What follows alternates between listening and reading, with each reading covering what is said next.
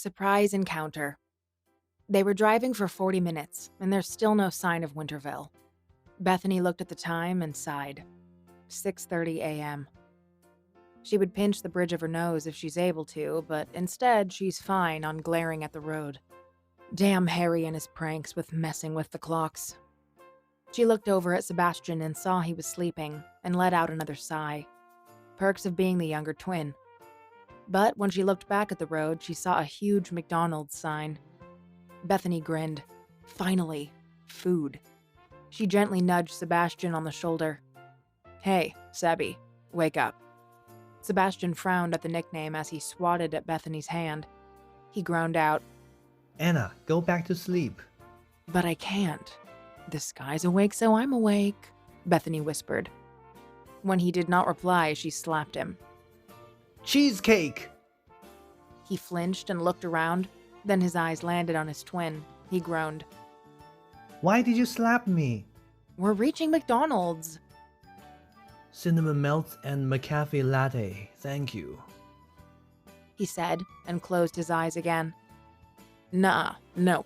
We're not going for the drive-thru. We're going to eat there or no McDonald's at all, Bethany said, and she'd heard him groan again as he opened his eyes, glaring at her. You know you're just a few minutes older than me. He said, and huffed. Old enough to boss you around. She stuck her tongue at him at that. Sebastian just rolled his eyes at her fondly. She parked the car next to a Porsche 91. Weird. 3 of them, too, all next to each other. Weird. Bethany voiced out her thought as she kills the engine. How did 3 Porsche 911 end up in McDonald's? Sebastian asked. Yeah, like we get a say in that. We're driving a Chevrolet Corvette Z06 and we're in McDonald's, Bethany said, and they laughed. Just as they walked in, she felt multiple eyes on them.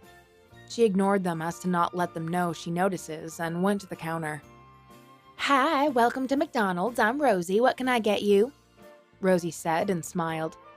Both Bethany and Sebastian smiled back.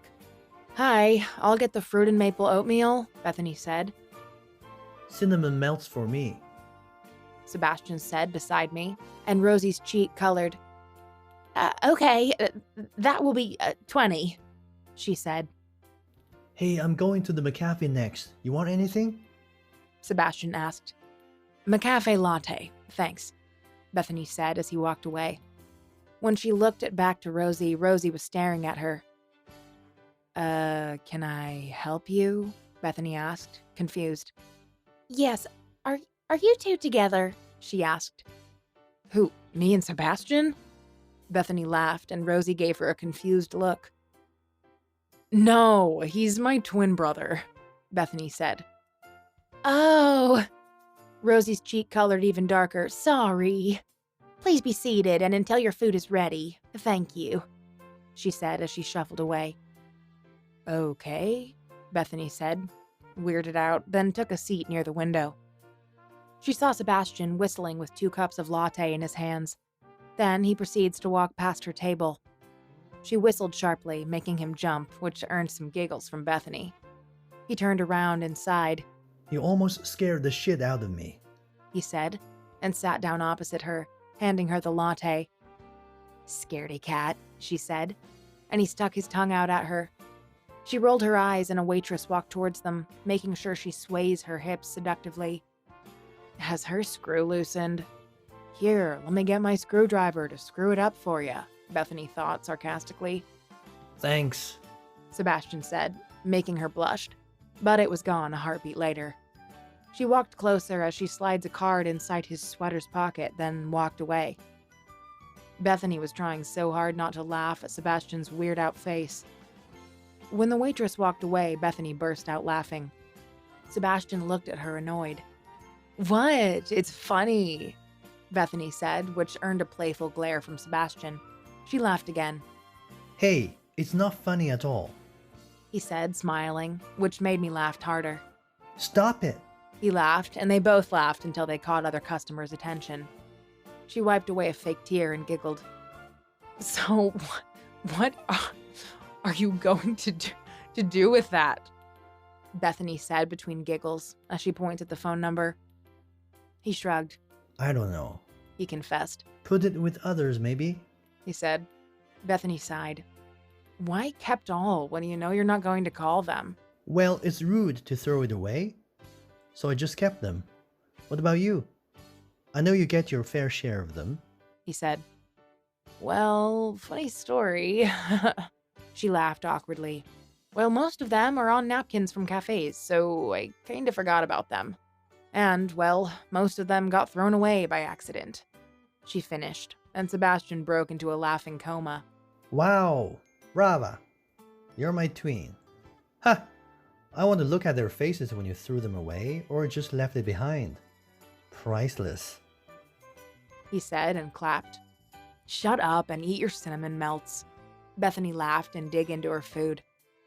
When she took a bite, she remembers the feeling of people watching her, and she can still feel it. So she looked around discreetly, when her eyes landed on someone she never thought she would see here and cursed mentally. She quickly looked away and tapped on the table. What? Sebastian looked up and asked, My 3 o'clock, look, she said, and when Sebastian saw it, his eyes widened a bit, but unnoticeable to normal people. Then he quickly looked back at me. They're here. Sebastian said. They? I thought there's only him here, she asked. No, both of them with a few other guys. Sebastian said. Well, I think we've arrived at Winterville, Bethany said. At least we know they got McDonald's here. He said. You and McDonald's, Bethany said and rolled her eyes. Let's wait a few minutes before we go. Just be sure if they saw us looking at them. Sebastian nodded, and they went back eating as nothing happened. When her watch reached the 3-minute mark, she locked eyes with Sebastian, and they started to pack. They got up as quietly as possible and slipped out. They got in their car quickly, and they're off. She checked her mirror and saw him walked out, searching for something. They locked eyes, and Bethany sped up.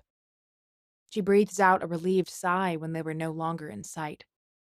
That was close, Sebastian said, and Bethany nodded. Bethany doesn't know why, but this town felt familiar.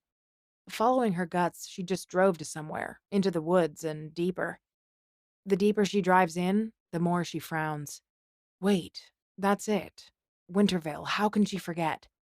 This was the place where she and Sebastian were born and raised. She looks to her left and saw Sebastian's face full of familiarity. Do you remember now? She asked, looking back at the road. Yeah, I remember everything now. Stop! He shouted, and she steps on the brakes. What? Bethany asked, but he was already out of the car. She saw him ran towards a tree. Sebastian! Bethany shouted and ran after him. He stopped in front of a tree with a tiny swing tied to a branch. Still remember this? He asked. Bethany nodded with watery eyes and walked next to him. Yeah, we will always argue about who's going to sit first. We even asked why Dad didn't build too. All he said was, You're twins, you must learn to share and protect each other, or others will take that advantage to hurt you, Bethany said, and placed her hand on the rope, letting her tears fall. She turned Sebastian and saw he was crying too. She walked over to him and hugged him. I missed them so much, Bethany sobbed. Yeah, me too. He said, and buried his head into her hair. They decided to park the car there because they know that the house was just a few feet away. They grabbed their bags and started trekking.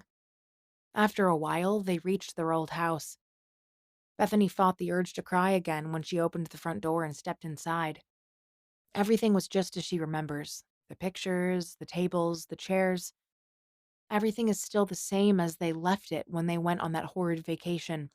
Just a lot of dust. She sighed, thinking how sore they will be when they finish cleaning. They put their things on the kitchen table, continue eating their McDonald's while thinking about how to clean this place up. She looked at her watch. Oh, would you look at the time? She said. Maybe we should clean that when we get back. Agree? Agreed. Let's go. Sebastian said as they walked out of the house with our school bags.